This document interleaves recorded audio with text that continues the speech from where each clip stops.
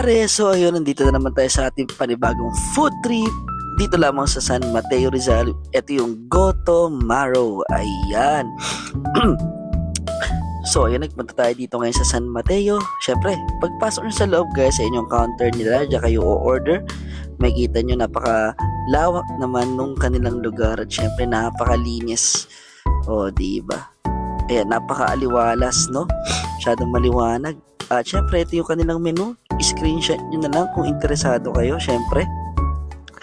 Syempre, umorder tayo ng ating barbecue at yung napakalaki nilang pork chop. Ayan, siya sa mga best seller nila.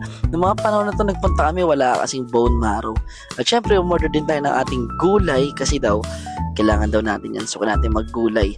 Pero at least, syempre, tayo, happy pa din. And syempre, happy lang. Peace. Yun. Located nga pala sila dito along General Luna Street. Ito if galing kayo ng Marikina.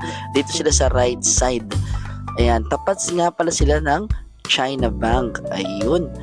So, paano? Punta na kayo dito sa Goto Maro. Goto Maro.